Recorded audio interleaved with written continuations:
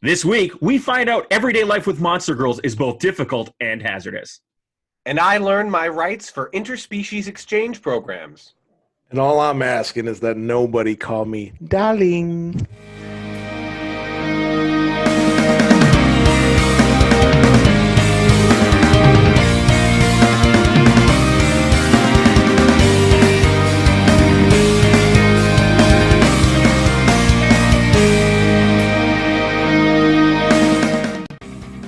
I'm Kyle. And I'm Garrett. And we watch anime. Garrett, this week we are on the 10s, which means we go back to the well of shower mistakes, wardrobe malfunctions, and oh so many blushing anime heroines. However, this show comes with a twist. Instead of your standard tsunderes and danderes, we also have snake deres and tsunderes. That's right, we revisit a classic from episode 2 of our podcast, the Ecchi romance cryptozoologic harem known as Monster Musume, Everyday Life with Monster Girls. But before we begin, Garrett, what are new fans going to be expecting from this show? Really, really awkward moments watching it on the couch with their significant others. Because, I mean, is bestiality okay? Is it not okay? I don't really understand anymore. And I think that's the point for this show that I think we're going to get, because as we know on the 10s, Garrett, we always ramp up a little bit on the Ecchi. 50 is going to be even worse. Like it tends to teeter lines and we start to blur the edges of things. And I think the main question we're going to try to answer with the show, on top of setting our guest up with the right waifu, is also to find out, like, is it too inappropriate or is it just so far past, so tongue-in-cheek that you're not supposed to take it seriously? Well, and I think that's the question. As we were watching this, my wife said to me, she goes, so in Japan, yes, was this on TV? And I'm like, it might have been on a channel. And she's like, well, because like I could see if it was on the internet, but was it on television? And I'm like, I have no idea. I will ask Kyle. Right. So, so once again, before we introduce our guest, this is the show, Monster Musume, Everyday Life with Monster Girls. The manga came out in 2012. And the anime came out in 2015, so the animation is pretty crisp. It is a television series. I don't know what channel it was on. I don't know if there's like an anime Skinamax of Japan, but it did come out on actual TV. But Japan also has a little less prude rules on what goes on TV, so I don't know. But before we go on any further on what the show's all about, I want to introduce our guest for the show. He's our good buddy, and you remember from last week when we tried to pair him up with a fox girl, our good friend Nick. Welcome to the show, Nick. Howdy. What's going on? So, Nick, first off, the first question is going to be, how do you know us, and where, and also are there any projects that you know? Where can we find you and stuff like that? Jesus Christ! And I know where the bodies are buried. I mean, we've been friends. I've known Garrett. Geez, now I don't want to date us, but I've probably known him for the better part of 3 decades. Yeah, true. Met Kyle, I think, in junior high. Yeah, probably the same time I met Garrett. So like 15 since 15. Yeah. 14, No, Kyle. We met at junior high. 13, 8th grade. Yeah, let's put it this way. It was a different millennium ago. Yes, that's true. Nick, I actually remember I have 2 very early memories of our friendship. The second earliest memory was I remember staying over my grandparents, and I must have been like 10 years old, 9 years old, and they had MSG, which was like a premium cable channel, and not everyone else had it. And I remember staying over my grandparents, and a Ranger game was on. And I was like, oh, my friend Nick really likes the Rangers. Let me call him. And I called your house, and your parents were like, yeah, he's asleep because it's a weeknight. But my other memory was it had to be first grade. I came over to your house for a birthday party, and you had Super NES, and everyone was playing Street Fighter on your Super NES. I think I remember that day pretty vividly. Now, to speak to the first memory, I was never told that you had called. So I am, I'm sorry I never called you back. But also, that was at a time when like everybody shared a phone. Like you had to actually physically know numbers. It was a landline. So it was more of a barrier to entry than one would think, Right. But back to the content at hand. I also know, Nick, that you are starting up a project that we're trying to get out to the ether. What's the name of that project and what's it all about? Yeah, thanks, Kyle. I appreciate you pitching it a little bit. It's the Final Fantasy VIII retrospective. We're going to go into all the aspects of the game that I found really, really interesting. Mm-hmm. It's a game that I've been playing for more than 20 years. I know you love it too. It's like a tradition for you that you play it yearly, right? Pretty much annually, yeah. So, we're going to slice and dice all the characters, go behind the scenes with the development teams, and, talk about things like the music and some of the fun fan theories. So I'm really looking forward to it. It'll be dropping very soon, the first episode, and looking forward to doing it again. Yeah, stay tuned for our social media. We'll definitely post it and pitch it out when you go and when it goes out there. So we're really excited to have you on there. As someone who is not a Final Fantasy player, and this question might confuse anyone under 27 years old. When Final Fantasy VIII came out, how many discs was it on? 4. Final Fantasy VIII was 4 discs because I remember that the boss level specifically was on 1 disc, just the boss level. The final. Yeah. Ultimicia's Castle was its own disc. Interesting, because I remember, was Final Fantasy VII on 3 or also on 4? No, it was on 3. It was on 3. And that was more balanced. It was a lot more smaller of a game. Okay. But yeah, so we can get, once again, to go from the black sheep of the Final Fantasy universe to the black sheep of Ecchi harem anime, we'll go back to to what we know, which is the show that we watched this week. We've touched upon it before, Garrett, when we talked about fan service. Right. Monster Musume. You've consistently called it Monster House, but it is Monster Musume, which means Monster Girl. And so one thing to note is that this show is so tongue-in-cheek that it literally passes the tongue through the cheek. It is so silly that you almost can't take any at all seriousness. So it does teeter on some really weird, problematic stuff. And at the same time, you're like, but that woman is also a normal human being attached to a horse's body. So what with that?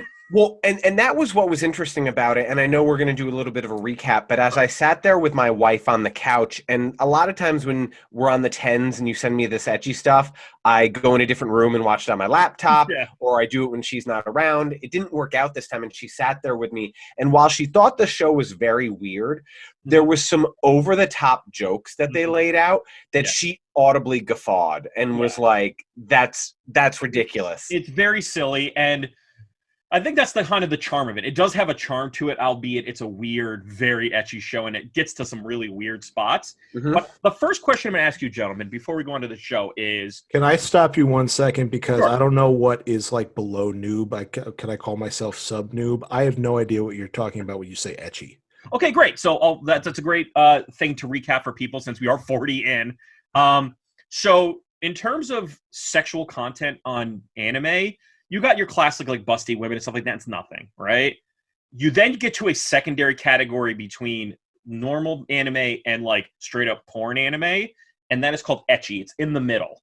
And what defines ecchi is that it has higher sexuality to it. The women are generally naked a lot. They're talking about sex. They're inferring sex. You usually don't get nipple. You don't get any actual nudity, nor do you get any actual sex. Everything's more implied.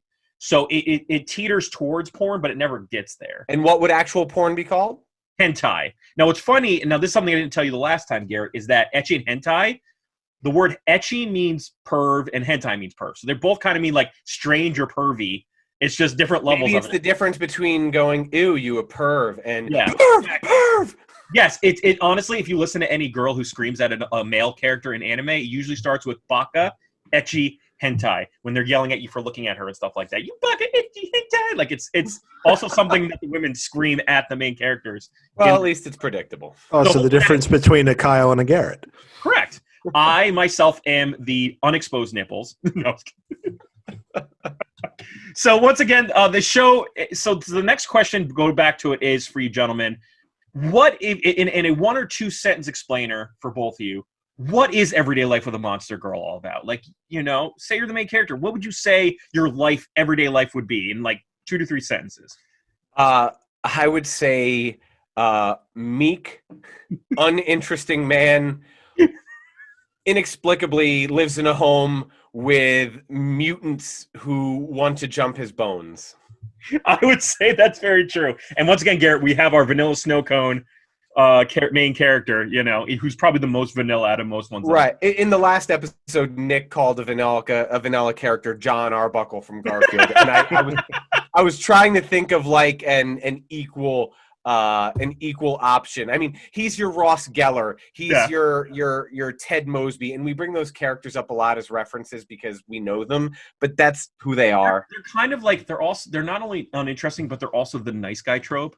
Right? They're also like I can't touch you, I can't do that, I'm respectable. And that makes the girl love me even more because I have this weird perception of how to talk to women, how to dress women. But you know, the female characters in the show don't help either. It makes them more creepy. It doesn't make it any better. So Nick, 2-3 sentence explainer. What is everyday life with a monster girl going to be like? I don't. It started from the first scene where I just didn't know if Kimihito or Darling could have sex with this lamia because, like, I think if she just like touches him just with a little bit of force, it started with choking. I really also like was focusing. I know this is sort of going beyond 2 or 3 sentences. I kept focusing on like food.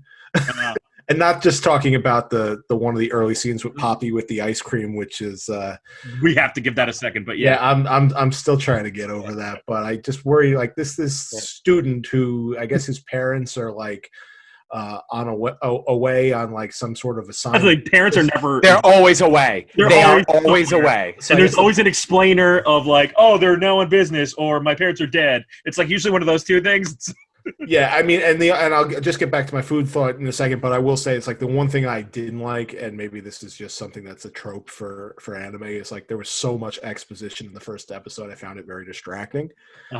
But just the idea that he just couldn't feed these women enough or fast enough, and then you have the Smithson come over and all her girl troop, the Monster Hunter troop, and they're all like, you know, saying, "Hey, can we have dinner?" So I found like some very obviously really sort of kitschy, humorous moments, and it always kept my interest because I just didn't know where they were going to go next. So I think what if I was to explain what everyday life with monster girls is going to be like as a man, it's like you basically are forced to run a boarding house at some point because the government doesn't want to do it. I think that's the general joke of the shows. They like started this program and then foisted the inevitable mix-ups of the world onto this one guy because, and even the first person that they matched, as you said, the main character Kimihito Kurusu with, that was by accident too. So it was like the government didn't want to do the actual work, so they just kept throwing new women on this.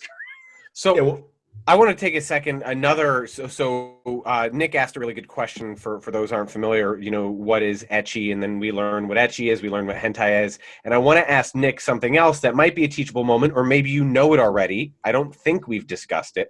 Did you happen to notice a particular medical malady that Kimihito always goes through? Yeah, I noticed his nosebleeds, like just spontaneous nosebleeds happening. And it was more so in the early episodes, but I did ask, I shot Kyle a text message. I'm like, you're going to explain this, right? So. Well, you know what? I'm gonna hand it over to the noob here who's been on the show now for 40 episodes. What is the thing about nosebleeds? It's a simple explanation. In anime, a nosebleed is an erection. Mm-hmm. So you can't show an erection. You can't show a penis underneath clothing or out of clothing. However, obviously, an erection is all about blood flow. So if you've got blood flowing and pumping out of your nose, that's why every time something would get him excited and he would get aroused, blood comes out. Even like the little kids who are getting hugs with their heads between breasts, just blood coming out. It is in every anime, right? And the one thing to note is anime has, because it's from Japan has like these very weird superstitions. Like there's some that you'll see a lot. Like one is the nosebleeds means that you're aroused by something. The second one that you'll see a lot is that someone's talking about you. The character that was being talked about in a different area, like in a different state even, will be like, achoo! And someone goes, someone must be talking about you. So one of the folklore is that if someone's talking about you and you sneeze, that's because someone somewhere else is talking about you. Yeah, so, that I had heard before, but I actually like picked that up from video games. The nosebleed thing. It's the same. It's kind of that same, like it's the visual representation of a given superstition. And actually, Nicholas, and then we can move on. Nosebleeds are not just for men. Mm-hmm. Women in anime also experience nosebleeds. We're also experiencing nosebleeds. Yes. So Female erections. Well, arousal. arousal. It's more arousal than it is erection. So so here's the thing, guys. We talked about the main character Kimihito Kurusu. He's got black, boring protagonist hair. He's got a boring protagonist face. He lives in a boring protagonist home, which means that it's big enough to house all these women. And he gets stuck with his first tenant accidentally, whose name is Mia. But let's talk through the first episode because I think it really frames the show. Talk about his first tenant, why she's there, what's the world building for this show. Right. Let's explore that a little bit. So let's talk about Mia. So I'll kick it off with just a light summation. So in Monster House, Monster Girl, Monster Musume, we are living in a world 3 years after the interspecies pact. So we're sort of being led to believe that this entire time, multiple species have been living amongst humans, and we've been living together on Earth at the same time, but it was only a very short period ago where they revealed themselves to humans that, hey, we're here, and their leadership and human leadership came together and they signed the Paris Agreement. No, they signed The Waifu Climate Accord. It's the Pittsburgh Agreement. Yeah. And so they signed an accord, normalizing relations between the two groups. Humans won't hurt monsters. Monsters won't hurt humans. Blah blah blah blah. And a big one, two that are really important to this show's premise is one. All of these monsters have to have a human chaperone or a human. The show uses the word master, which made me feel terribly uncomfortable every moment it was uttered. So they have to have sort of a human companion, a human chaperone. Yeah. Right. And secondly, there can be no interspecies relations, which... or violence either, so they can't hurt anybody. Right. But the number one way to guarantee that people are going to have sex is to tell them not to have sex. Yeah. And that happens almost in the first 10 seconds of the show. Right. With our girl Mia. Nick, you want to walk us through who Mia is and what's her jam? Yeah, Mia's a lamia. I had to look this up, by the way, because they bring up lamias in different anime, and I'm like, what is that? Because I thought it was like a gorgon, but it's a different thing than a gorgon. I don't know. But talk us through it, Nick. Yeah, I think, and this is what I did a little reading on it. All lamia are female. I guess they need a human male for procreation, so that they're very passionate about their partners. Yeah. Mia's case, I think her backstory is she was studying abroad. She wanted to find what's known as a tribal husband for her home village. Yeah. Lamia custom is that a human male has to be coerced and brought back and shared among all the lamias. Yes. So I told you this last time, Garrett, is that an eventuality of the show is that there's like a lamia orgy section of the story that you get to, but go forward there, Nick. Well, there was a change though, right? Because you referenced 3 years ago and when the interspecies exchange accord, I feel like I sound so formal talking about something that doesn't really exist, but it was enacted and then the laws were passed protecting humans from lamias. Mm-hmm. So that method had to be abandoned. And now after she does get to know Kimihito, she falls madly in love with him. And I think what is a lamia though? Let's just take 2 seconds back to go. Okay, yeah. She's half woman, half snake. She's and not just like proportional. Like if you were to say if you were to stretch her out, tip to tail, that woman is like a quarter human and like 3/4 snake. It is quite long. She's a quite long snake. This woman.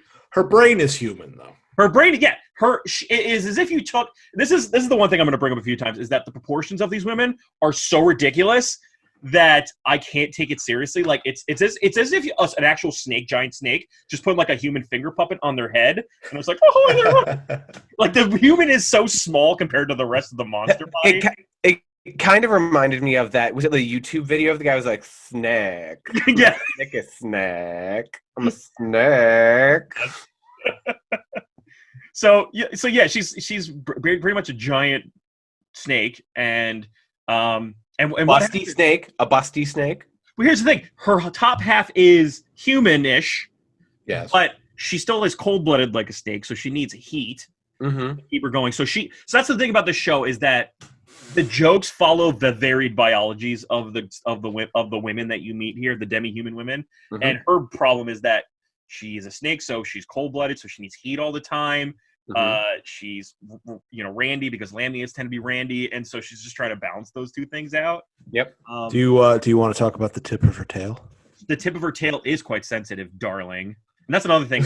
Another bit within this show, you said master, Garrett, and I think that's a translation error because each woman has like a different like thing that they call Kimihito, which I think is annoying because at the end of the show, like if there's gonna be 2 seasons worth of this, it's gonna end with the like, oh, Kimihito, but it's like, darling, owner, master, this, gorgeous. And then like it's like the prairie house, what is it called? The Little House on the Prairie ending show where everyone has to say their name for him. And hers is Darling Goo, and she calls him that. And so she gets very sensitive on her tail. And she starts the episode, and this is a very small piece that I show Christine because I thought it was really funny because my wife is cold a lot. And I think I looked up like the science on why women are cold all the time and stuff like that, like what the difference biology-wise. But my wife gets even more cold than most people. And like the idea of like her feet tend to look for my leg when she's feeling particularly low. Like, so I tell her she's got like octopus feet because her body's independent from her feet trying to find the heat on my legs. That's what the lamia did here. She was like wrapping her tail around him, like choking him to death essentially. And that started the show. And she, in order to get her off, not euphemistically, but literally to get him from killing him, he like jerks off her tail. Don't know what it was. He's like, get off me, you're choking me. And he's like, ah! And she's like, darling, stop. You baka. Which, of course, would be my first reaction, like, oh my god, I'm being attacked. Let me jerk this guy off. Like, that was the whole thing. In defense, right? What are you saying, Nick? No, that was the whole thing. It's like, you go through that first like 2 or 3 minutes. You're like, okay, I got 12 episodes here. How the hell is this guy going to live through all of this? Seriously, he gets beat up quite a good deal, and so she's so Mia is very serious about her role as a representative, but she's constantly randy. She's constantly snake-like. She's very possessive. Yes, very possessive. And in the first episode, he takes her to a love hotel, which I thought was interesting. I thought I'd give you a all-second explainer for that. So, we have our no-tell motels here in the United States, right? Mm-hmm. They charge by the hour. I have never heard that term before. No? A no-tell hotel? A no-tell hotel? You never heard of those? No. The ones that charge by the hour and I understand that type of hotel exists. I've never heard it referred to as a no-tell hotel. That's pretty awesome. Yeah. And so Japan has made it an art form. So do you remember that episode of The Simpsons where they decided to go to like a bed and breakfast for romance and they end up getting the caveman room like as part of their like love section? But in this is the same thing. Like, so every love hotel is usually like awkwardly themed. Like there's one based on Santa. There's like a Santa love hotel. There's like a Wild West hotel. And I've walked around Japan and I've seen these all over the place. And they're generally by the hour hotels, but it was to avoid the snickering and leering gaze of everybody. But let's go on to our next girl. Let's go to our next heroine that we meet, and that is the Harpy, known as Poppy. Right. So bring up what's Poppy's deal? Well, first of all, Nick brought up something about Mia that is the same with Poppy. You said something about lamias and harpies. Yeah. Harpies are also only female. Mm-hmm. Mm-hmm. So there's just a whole lot of species that are only female and just need a little bit of fertilization in order to keep the species going. And I love it because like it's like the government for the longest time were like, we got to keep these beasts away. We got to keep them. It's like the Men in Black, the less people know, the better. And then like 3 years later was like, F it. Bring us, make sure they're hot, they're teenagers, and they're ready to go. Just like that's what the story is, and it's so weird. Well, I want to hear Nick's take on this episode, in particular because of an incident that we mentioned a little earlier. Yeah. So talk to us. What's Poppy's deal? What's she about? Like, what's her shtick? She's the second housemate to be introduced. She has where her arms should be. She has wings that are light blue, and where hands should be, it's sort of like a little sort of pincer that she has there. So she's sort of like a bat more than anything. I mean, that's. No, I think that's funny because it's just to me, just like a lot of this bit about her is like imagine like having like oven mitts for hands. Just, yeah. No, can't do it. It's like that's her shtick too. So, she loves like Nintendo. She's the only one. They're all very loyal to Kimihito. Don't get me wrong, but I think she's the only one where it was really hard for me to sort of wrap my mind around her being like a mate for him, because she's what's known as, and you see the constant reference to bird brain. So she's very scattered, and it seems like actually what I found interesting is that she probably had a better, and we'll talk about Sue later, but I thought that she had a really more of a sort of synergy with Sue, and the fact that they were more dependent on each other than her and who she called Master. So she was the first one to call him Master. Right. She's also friends with Key, who I don't think that in the first half of the series, because I watched all 12 episodes. I tried to overachieve. So, but she has a really good relationship with this character that comes in towards the end of the season. So it fleshes out her story a little bit more. But from what you know, from what we are covering today, she's exceedingly loyal. She's the one that probably has the most maternal instincts, even though she looks very young. Yes. She's kind of the lolly of the group, so to speak. Another thing is that with everyone else who wants to bunk up with Kimihito, they sort of have this passionate pursuit of Kimihito. Mm-hmm. Poppy is just sort of like, oh yeah, he's my master. Cool, I'm down with that. But it doesn't seem like life or death. It's never her main focus. Is the mate. Maybe a full moon comes along and she's like, all right, let's get down, master. Everybody has werewolf libido in this show too. So full moon comes in, the women are like, that was a great episode. It was a good episode. But when Poppy kidnaps Kimihito to take him away and they end up in like a park, and he's like, what the hell are you doing? And he ends up buying her an ice cream. And they're sitting there on the bench, and he has a cone, or he has a popsicle, and she has a cone. And they're talking, and she drops her cone on the ground. With her oven mitt hands on the top of her wing. She's like, oh no, I didn't even get to have a bite. Here, let me have some of yours. And just like any of us would, naturally, she drops to her knees in front of Kimihito and starts slobbing on his popsicle. And Which, by the time she removes her mouth from the popsicle, has veins on it. Yes, has a tip on it. There is nothing subtle about out of the tip of the popsicle. Right, and she's covered in creamsicle goo. By the way, this is a white popsicle. Yeah, I can't imagine that. I'm guessing that Kimihito legit just bought a semen popsicle. It was pina colada. Pina colada. It was a pina colada flavor. I was just like, there's no way a popsicle this viscous is sold anywhere. So, subtlety is not the name of the game. Not in this show, not at all. No. And she kidnapped him because she needed a host, because another rule is like they can't leave the house unless they have their host with them. By the way, Nick, she doesn't necessarily call him master. She calls him like owner, like the owner of the house. So it's like kind of like a master of the house kind of idea. I thought she called him master. I thought I caught He did, but it doesn't translate well into English. And the closest thing is like master of the house, like owner of the keeper of the zoo. No, sorry.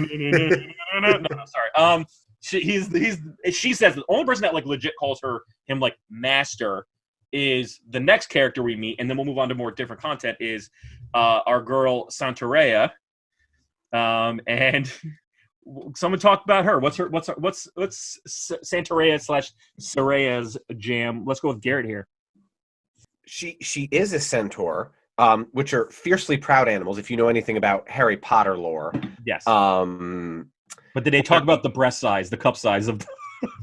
They're not so much breasts as they are inflated car airbags. And the angles that they have in the cameras most of the time, Yeah. you can assume that she just takes them off and puts them in front of her. Well, and She just like holds them in front of the camera. That's like the distance by which they extend. so they do this with every character, but her in particular is she'll be running, right? And you're seeing like this animated up, down, and she'll stop and she's about to talk. And as if to hit you over the head with it, if you didn't get it, they just go bump, bump. And they give you one last jiggle just for good measure. Just She's for my good favorite. measure. Proportionalized wise, and then Nick, I'll let you jump in. Is my wife, real quick, my wife said to me, she goes, it's a good thing she's a centaur because she would tip forward with those breasts. True. her proportions are the most ridiculous thing I've ever seen in my entire life. So people are thinking when they think of centaur, they're thinking of like drawings from Greece in which like the horse is proportional to the torso of the human. Mm-hmm. But she is like a full like Clydesdale-sized horse with a normal like 110-pound woman glued onto the top of where the head should be. That's how like off it is. And she also wears a skirt that covers the whole centaur body. Well, The whole horse half of her, which I think is even funnier. I couldn't understand because, okay, she's the bottom of a horse. So my wife says, how does she have sex? Where's her genitals? And I said, well, they're probably in the back. In the centaur area, yeah. Except when she gets into the shower, she holds a towel to cover her breasts, but also what would be her horse chest plate. Yeah. Does she have a front genital? Well, maybe she is, her vagina's also hung like a horse, and it just like extends. Nick, talk us through, what was your thoughts on Centaurus? Does her vagina get a nosebleed? I love Soraya. I thought, you know, that her definitely. I said one thing. I listened back to the episode last week, and if I could critique myself, I said depth of character and layers to. I probably overstated it in many ways, but I think that this one was the most interesting backstory. I like, you know, the whole sort of Nordic background, and yeah, she's got the two watermelons and pillowcases in front, but you know, that whole scene where they do take the bath together. I think I sent you a text message. You sent me a text of you. You're like, what did you do? Please don't be very gentle with my rump. So it was, you know, I like the way that they explained it. Again, I don't know if this was later on in the season. I think it was, but they talked about the idea that she's like super sensitive sexually. Like she has like more like feeling when she has sex, but also like the juxtaposition against that is like she goes on a picnic with who she calls Master, Kimihito, and everything that she makes is bland because essentially she can only like taste like a fourth of what anyone else can taste too. Right. So I thought that was interesting, like, you know, and the fact that like she's an herbivore, so really she's only eating like carrots and that's another weird thing about the show as well, is that for the most part, her character is like the prudish. She kind of talks like a knight from the you know, the King Arthur's time and stuff like that. Very like Brienne of Tarth. Yeah, she exactly. She is Brienne of Tarth. If Brienne of Tarth had jugs the size of a small. Nicholas, for a non-watcher, that is a Game of Thrones reference. Yes. that's fine. Yeah. So it's funny because like, and then but like the code of ethics that follows is really weird. It's interesting because she's got a horse body, she won't let just anybody ride her like a horse, like literally ride her like a horse, not actually being a euphemism. And he does it anyway because they're trying to do like catch a thief together. Yeah. And it was so weird at the end. He's like, by the way, it's a very serious social thing to let someone ride your back. So in essence, you kind of and I'm like, whoa. Well, again, going back to sort of, this must be like centaur lore, because I know Nick and I have read the Harry Potter books numerous times, and Kyle, you did one run through, but they make it a big deal when is it Bane or Firenze throws Harry on his back and they ride through the Forbidden Forest, and the other centaurs are like, what have you done? You are no servant to a human, because they see themselves as these like superior creatures. Right. Yeah, it's a big deal to ride a centaur because they are not a horse. They are not a horse, okay? You respect me. RESPECT. No, and we get to the and then we get to the fourth heroine. Then we'll pause there with her because she not really important. but she kind of serves a singular purpose. And I'll just jump in here because it's a very quick. You don't really need to know her all that well. Her name is Sue. Well, that's what the name they give her because she's a slime. She is your intro villain that you would find in a cave in an RPG. Like there's slimes all over Final Fantasy, Nick, as you know. It's more of like a Dragon Quest thing. Sure. It's definitely more of a Dragon Quest thing. But she can form herself once again into a hot chick. She serves no other purpose than to be a bukkake joke machine. That is her function within this. Her job is to amass herself over some female in the show, and for the woman to be covered in her goo and go so sticky, and like that's her role within the show. If you could go back to the 1990s and take Nickelodeon Gak, and if that Gak could sexually assault you, that's what she is.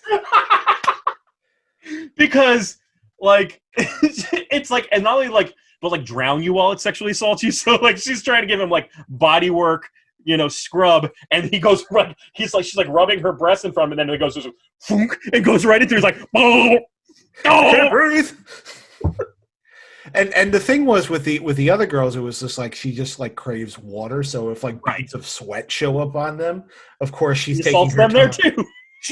Of course we sweat in areas which are somewhat unmentionable in real life. So, and then the Gary and I you before, but when she absorbs the moisture of women on this show, they show like a flower, and one petal goes, and it's like flops off.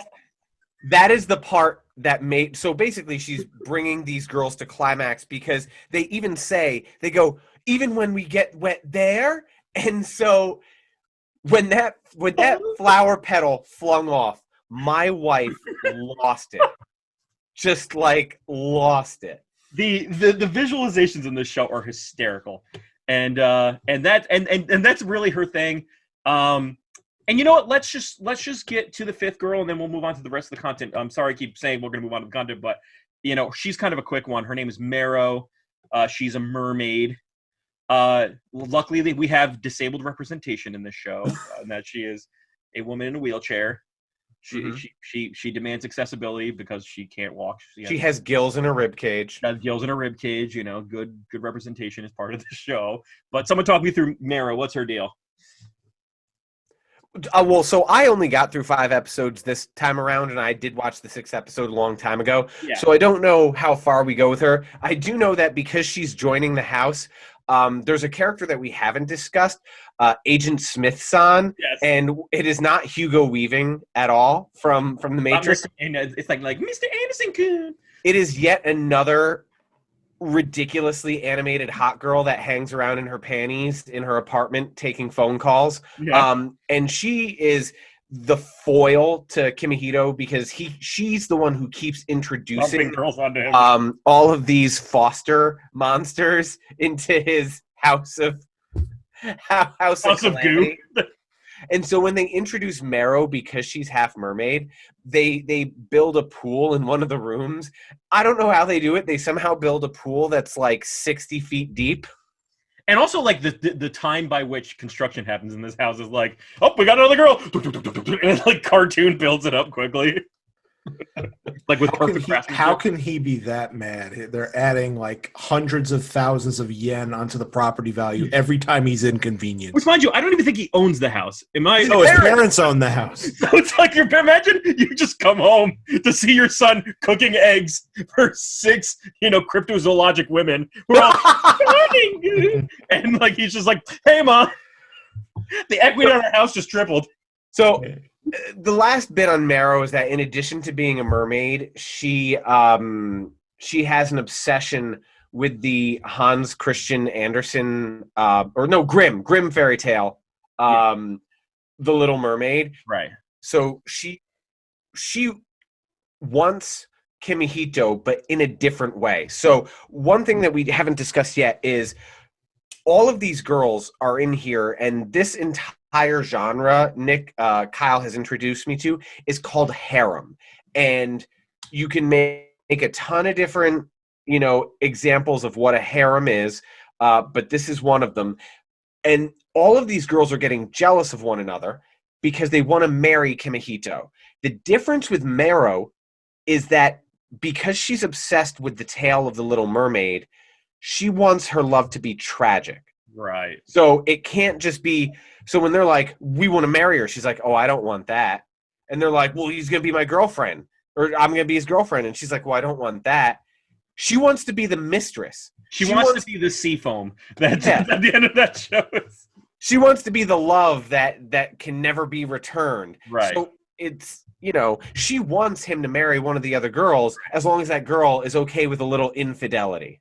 And so this is another thing. So speaking on the marriage part of the show, and I think this is the thing about the show that annoys me about harem in general, is that the women in the show want marriage specifically. Like their only agency and what they only want is marriage. And the show kind of defines it almost like in a green card, like a 90-Day Fiance kind of situation too, where it's like, marry these women and and you can do it finally because the rules don't apply if you were married and all that stuff. And if you watch the theme song, for example, where you hear monster, monster, mon, like that kind of theme song, it's all of them in wedding gear, and I'm just like, oh god, like it's just so archaic in the way it views it and stuff like that. It's just I didn't like that part of it. I'm just like, can we just the women want to be with him and that's it? But no, they have to we have to have him as my husband, and I have to be his one and only, and it's just that's gonna be your nitpick on the harem genre. There's a lot, but that's one of them. Is that if you want to be with someone, then that's good. But the whole goal shouldn't be to be into this kind of role. I want him just because I want to be in a role for him, right? That's kind of what it does. But it's not to say I have to problematize the show because this show is. Kyle, society's got to have rules. It's got to have structure. But it's weird. It's just weird that that's what they want. And then you see a woman in a spider body with a wedding dress on, you're just like, guys, what are we doing here?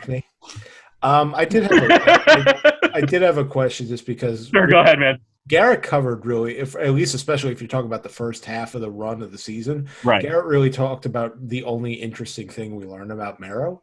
I guess my question to you is, and I figured I'd use this segue at some point, is there was also, I think, a very long manga series that was outside. I mean, the actual anime 12 episode TV series just really sort of gathered all of the high points. But right. What do we learn about Marrow outside of that? Because even if you go through the end of the season, you really don't learn too much about her specifically. Everybody else's characters get a lot of meat, and this one doesn't. Yeah. So I will tell you this. So that's leads me to a good point, because that's where I wanted to take this as well. So it's a good segue is what we learned. And if you were wondering, Garrett, Nick, if this show kind of takes this 5 or 6 women that we meet in this season and just wrap it up in a bow and just have these women occupy, or demi-women, occupy the same space and the misadventures of these 6 women, no. We meet so many more monster girls. It becomes smothering. And I read this manga all the way through where it is now, and the amount of women that get it, when I ever see a new woman, I'm like, oh god. And then you kind of see them scraping the barrel of what they find. Is it all for Kimihito? It's all for Kimihito, and all for dumb reasons too. Goes to my problems with Ecchi harem has several areas. The marriage thing was one. The second thing is that it takes very little for them to fall in love with the main character. The main character carried the groceries for him, so now I want to love him for life. The main character punched a person in the face for me, so I love them for life. The main character, it does that every time, but in different small ways, and I'm just like, stop it, guys. It's so bad. But the third complaint of mine is Ecchi harem is too many girls, and that's what happens with this show. The thin structure on which, the thin basis on which these characters, they all rest, it makes me feel like the writer that they kept going to was a circa 1994 Vince McMahon. Yeah. And they're like, okay, who do we got now? Do we have a Papa Shango girl? A garbage man, a clown, a plumber. You have a Duke the Drumster Drosy-kun?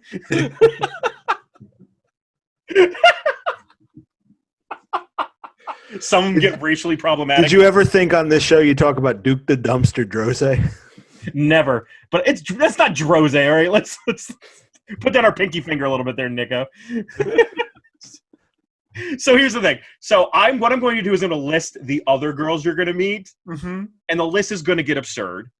And then another thing, then there's more on top of the ethos of this world that goes onto it. So you meet Nick. You've seen her, and you kind of saw her at the end of 6. You meet Rocknera, who is an Arachnera, which is a spider girl. And if there's one thing I could just say about that, though, too, actually, I think that hers is interesting just because no man had ever loved her, and he kind of saw all the good things about her because initially he kidnaps her, she kidnaps him, ties him up, and really does like all the sadomasochism because she's really like into sadomasochism. Because while Sue is the bukkake joke, she's the bondage joke. Yeah, that's her deal. But the whole thing is like she realizes that like he's the only man who has ever loved the bottom half of her. She is insanely attractive up top, but she says it herself. It's like everybody is just afraid of me, like, you know, and you're the only one who sees me for exactly what I am. So I thought that was really the size of her spider body is humongous. It's crazy. So what do you search for her, like hirsute or like that would be hairy.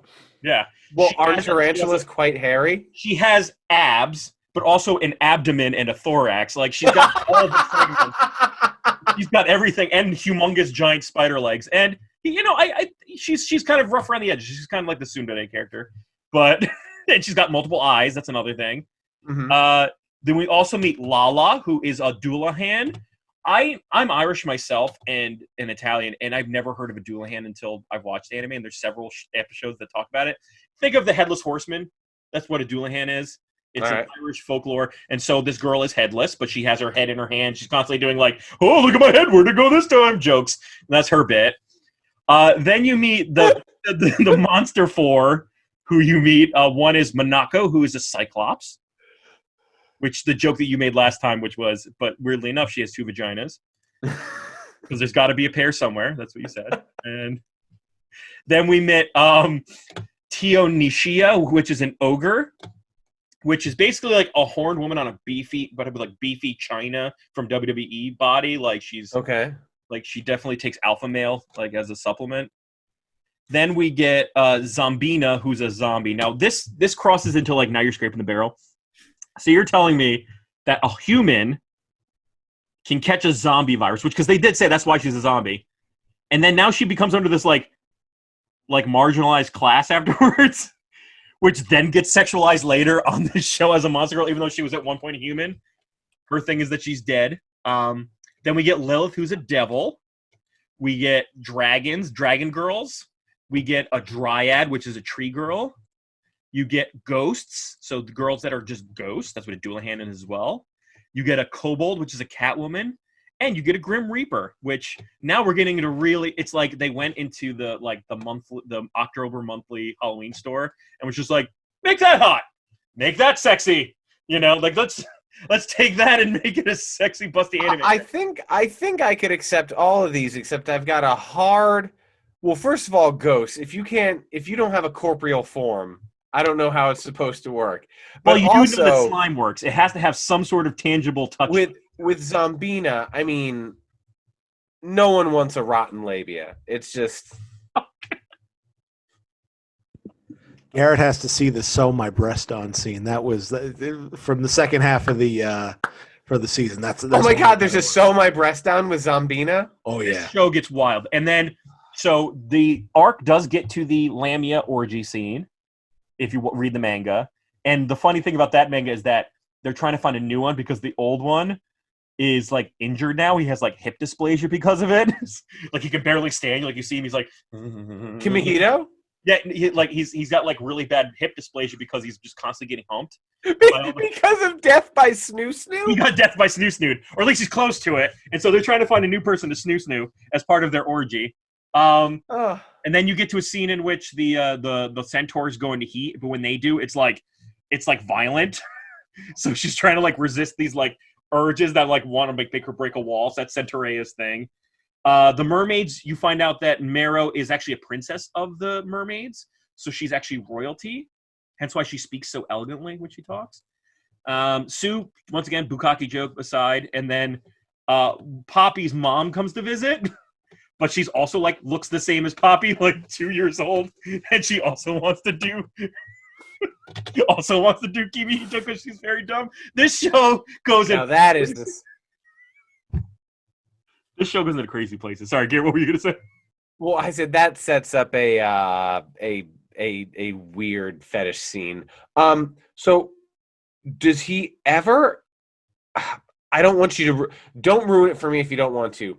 Does he ever actually hook up with any of them? Not yet. None that I've seen, because he respects them too much. It's the good guy complex. He does the good guy complex throughout the entire show. And so it's like it goes on a wheel, and you just keep adding more girls into the wheel, and the wheel keeps spinning. And then like, oh, but I love him because he does this one thing for me, and he's just like kind of bland and vanilla and weedy cereal. Like, it's like watching a John Cena match. He just kind of comes in, does the 5-knuckle shuffle, and then he leaves, and then that's the episode. Emphasis on the 5-knuckle shuffle. There is, I will say this, Garrett, and I think Kyle will agree with me. There is, I think it's actually towards the middle of the season. There's a episode where Mia molts, and that's the episode 6. Yes, yeah, that is the best episode, I think, in my mind. It really is. It's a really sort of like balance the risque with the awkwardness, and you kind of understand exactly where everything is on Mia. So you got to watch that scene. The best thing about Mia too is that she has panties that are like legit, just like a triangle. Triangles. They're like Mr. Potato Head panties. They just like stick. And he's like, ooh, they're sticky and adhesive, and she's like, take them. And it's just funny because this woman is easily 7 feet long below her waist, but her panties are like the size of my cell phone. And it's just like, so it's as if your panties, Kyle, were on your solar plexus, right? Like, where is there a vagina? Where is it? Like it's the biology doesn't make sense in the show. The proportions are weird, and that's why, like, as much as you could be like kind of iffy about this show, you get a little, you're like it's just so ridiculous that you can't take it too seriously. Right. Now, what I'm going to do with you, gentlemen, is we're gonna play a quick game, and the name of this game is called That's a Hot fill in the blank. So I'm going to show you pictures. So what came out was a video game which doubled the number of girls that you meet throughout the show. And they're just going to really weird ideas. I'm going to show you the picture in the chat, and then I'm going to show you guys at home the video. And you're going to tell me, not for me, or damn, that's a hot fill in the blank, whatever kind of thing it is. So the first thing we're going to get, let me just open this up, is we're going to get a what's called a kama itachi, which is a mythological creature in Japan, which is technically a weasel that holds sickles. And it's a mythical creature that, like, whenever there's a strong wind, people think it's this weasel beast. So I want you to tell me, not for me, or damn, that's a hot weasel. Download this message. I just sent it in the chat. So what do you guys think of this character? Still opening, sorry. Not for me. Not for me? What do you No, because I think she'd cut off my dingling with her blade arms. She looks like what's it called? A Scyther from Pokemon, but just like hot. There's also, I know it's just an image, but she looks like one of your college exes. Oh, I see that. Yeah. Stop. So wait, what do you think? Not for me, Nick, or damn, that's a hot weasel? You want to know something? The way you had described it without seeing her, I was definitely thinking not for me. I'm gonna be contrarian here. I'm gonna say it is for me. I can get past the blades. So what would you say then, Nick? You would say, "Oh, damn, that's a hot weasel." Damn, that's a hot weasel. Yeah. You know what it is? It's the boots. The boots do it for me. I like any sort of thigh-high boots. They are made for walking, folks. The name word was boots. Okay, so the next thing is a what I assume to be a Quetzalcoatl, which is a Mexican creature. It's like basically a thunderbird, essentially. Okay. It's kind of a phoenix, but mainly for thunder. It's also a character from Final Fantasy VIII, which is why I included it. Which I lovingly call ass pickle, because it looks like an ass pickle. It does look like an ass pickle. So, not for me, or damn, that's a hot Quetzalcoatl. Damn, that's a hot ass pickle. Nick, oh, hold on. Wait, is that rear snake as well? Yeah, it's like a thunder serpent snake thingy. No, see, I have a deathly fear of snakes, so that's why like Mia and this one are not for me. but she's like very shy about her breasts. That's what this picture shows. All right, yeah. Now, how much alcohol have I consumed in this scenario? By the way, I just need to know. You really have when you meet her. However, I don't know. What's the alcohol in Final Fantasy? Is it mead? Is there alcohol in Final Fantasy? No, it's very futuristic and neat. So not for me, or damn, that's a hot Quetzalcoatl. Damn, that's a hot Quetzalcoatl. You haven't turned me off yet. So the next one. The next one is a Eastern style dragon. They're called Shanlongs. So I want you to tell me, not for me, or damn, that's a hot Fanglong. Just can't say these things sometimes. All right, here you go. That's a weird JPEG name. Yeah, that is a weird JPEG name. Damn, that's a hot Fanglong. Nick, what do you think? That is a beautiful, stunning dragon, something with the face smothering and the boobies and it's got me going Cosby. I love this song. The Jello pudding and the boobies. Yeah. Go on. It's a winner. It's a winner. Okay, it's a winner. That's a hot Quetzalcoatl. That's a hot whatever it is. The final one is a Sphinx. This is the one that I think really pushes the boundaries of what would be considered the proportions of women versus beast. Okay. That's what I think. So that's like a lion eagle. I haven't opened the photo yet, right? I'm trying to remember what a Sphinx. You'll see it in the picture. Yeah, Sphinx, like the Sphinx. Well, it's got extra. How many appendages does it have? So for those, I'm showing it there, but just for those listening on the podcast, imagine the legit full body of a white tiger, but where the head should be is like where the ass of a hot woman would be. And she has normal human arms, but attached to her back are wings and long flowing white hair with a what I'm assuming to be like an Ottoman Turk crown on her head. So hopefully that painted a pretty picture. So not for me, or damn, that's a hot Sphinx. Not for me. The only one you got me with was the dragon. Yeah. What do you think, Nick? Not for me, or damn, that's a hot Sphinx. You know something? I'm intimidated by this one. I don't know exactly where I would start. There's a lot going on here. Very regal. You know, I'd be a hypocrite though, because I'm into Soraya. I thought Soraya was beautiful, and this is sort of kind of in the same vein, but there's a lot going on. A lot more, yeah. Like we're talking wings on top of Santorea with, you know. Well, I think there's a beauty in the early girls in being as simple as they are, and the more they try and top themselves, I think they're getting a little absurd here. But I will finish my thought. I've got a little bit of doers in me. Get a little bit more doers in me. And damn, that's a hot Sphinx. That's a hot Sphinx. All right, gentlemen. So that's essentially what the show is about for those out there listening. The show is about finding you an anime waifu, rooting for that anime waifu, not getting anywhere, then they give you new waifus, new girls, and everything. It gets a little overwhelming, but at the same time, it's just, I think, a lot of fun. And because of its ridiculous nature, it's funny. Like, it's comedically funny and in like the absurdist category. So what we're going to do right here is what we call a Weeb and Noob score. And the Weeb and Noob score does not say whether the show's good or bad. It just shows like how much priority you should watch it right away. So all these shows we want you to watch, but even the bad ones. But this is like how much we put our name to it. How much stake would you say? Go out and watch this now as a high score. A low score is, there's many other shows that fit the bill here. You can watch this in other places. Not that important. So let's start with Garrett on this. What do you give it for your noob score? I give it a solid 7. Okay. And the reasoning is it's attractive to look at in terms of animation. It's got great humor. But where it loses points and where it's not more is I don't think it's essential watching. No. It's fun.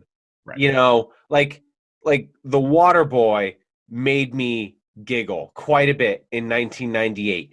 Is it essential to the history of cinema? You could argue the point, but I would probably say no. How dare you besmirch Captain Insano? So I would say for me, I would actually give it a little higher because I've watched so much ecchi harem over the course of my fandom that this one kind of teeters into the absurdist, almost satirical category of what is ecchi harem, and to the point where it's just funny. And I think just for the humor alone, I'm going to give it a 7.5. Like, if you're going to do ecchi harem, You're not going to be getting like, Tom Sawyer. You're not going to be getting, essential literature, but it is going to be fun. I do recommend, like, just as a joke, like just watch the first episode and like realize what it is and just like laugh. I think it's good. I think you should watch it.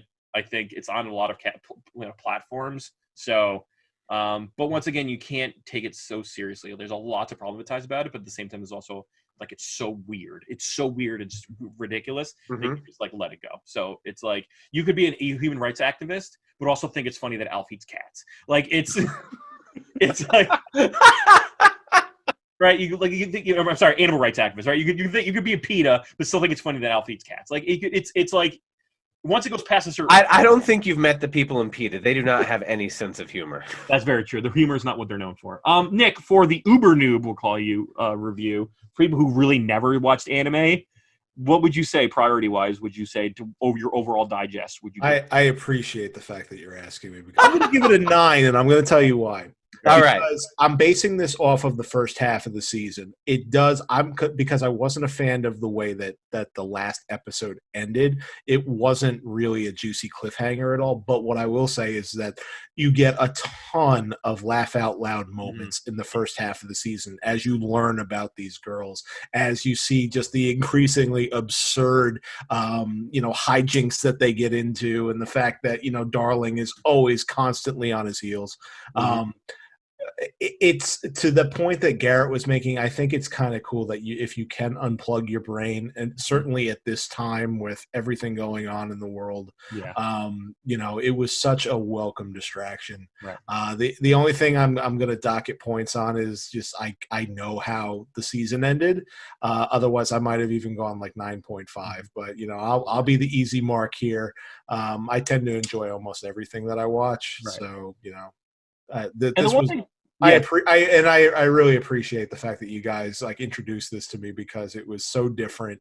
Yeah. Let me ask you. Usually, I'm watching like Cheers episodes over and over again. One, I love Cheers. 2, did your wife watch any of this with you? I will say that she did watch 1 or 2 episodes with me. Now she has a much more sophisticated palate, and I hope that you guys invite her on at some point, because I know she's an anime fan. Yes. I also know she's busy to other business. So, she thought that this was, in some ways, again, she had the laugh out loud moment. She thought that it was so absurd at some points. Yeah, I think for my wife too, like she was like, this is really ridiculous and stupid, but like it wasn't insulting. Right? It wasn't like offensive. It was just the idea. It's like, yeah, how does that work? I mean, I don't know if she had a moment like Holly did where she was just like, I can't do this anymore. Maybe if she watched a little bit more, she certainly could have. But it was good, and with everything that goes on in our lives too, we're chasing around like an infant, or not an infant now, she's a toddler, and we have one on the way too. It's sort of like us finding just time to do something together is a little hard. So it was a why not watch Molting Snake Women? It was I wish I watched that episode with her, but no, I think that we watched the episode where Sue was introduced. So she likes Sue a lot. To your point, Nick, it is refreshing, and it's kind of like when I sit down after I've had a long day, work, and we just bought a new house and we're doing all these projects. I don't want to sit down and watch Breaking Bad. I don't want to sit down and watch something that's super duper heavy. And often, if it's my wife and I, and we can't really agree on what show to watch, we'll watch the Great British Baking Show, because it's just light and fluffy and easy to digest, and you can walk away from it. Yeah. And so that's what something like this is, and it's not, it's not adding more stress to your life. Right. It's just a little bit underproved. Yeah. It doesn't have a soggy bottom. Was it overbaked? No, I don't watch that show. I just walk in and go, was it overbaked, to my wife, and she gets really mad. So for me, one thing to note for you, Nick, is that a lot of times, especially with harem shows, is that they have to do like a tester season. And this is what this was. So if it seemed like it was a cliffhanger to kind of like tease the palate if there was a second season, but also kind of close some doors, that's what they do with these shows. But don't worry, it does have a little bit more openness to it if you read it. And because that's the idea. The idea is to whet your palate so that you read it. Like that's why it exists. Well, and that's what's so crazy, is that there are a bajillion anime where they only ever did one season because it's an advertisement to buy the manga, and that just seems like such a reverse thing. In America, you'd think, oh, they'll put out a comic book Right. so that you watch the show or get more involved in the show, and not the other way I think around. it's just because they value for it. It's easier to get one out than to get like a studio, especially nowadays with how hard it is to make animation or how computer based it is. Gary, you hit on something right there. In the States, they build a movie franchise around it, and they continue to just build off of it. Even though if you feel like there's nowhere else to go, they'll tack on 2 more sequels. Yeah. One of my favorite things, and I know I'm getting off topic here, I love when you watch the first 5 minutes of Spider-Man Homecoming and you were like, nope. Like, you were like, why am I supposed to know that New York City is in ruins? Right. Like, I didn't watch your other 18 movies. Right. It's like when you brought this before, but like it's like playing Metal Gear and the really important parts of the story was in Portable Ops, and you're like, Kojima! I still only watch the Sam Raimi Spider-Man for that exact reason. that's okay with me. And so as we leave everyday life with Monster Girls to go back to our everyday lives with our normal human female friends and partners, it's also important to hear your thoughts. Was Monster Musume a ridiculous romp comedy of a show that you really was interested in? Did you like it for its comedy and its weird etchiness, or did you think it was just a little bit too much, especially with all the weird biology stuff? Let us know in the comments below, because we really want to continue the conversation, especially about a show, as I would say is ubiquitous. I would say sentimental to this show as Monster Musume is. I would say it's one of our flagship shows that we talk about a lot.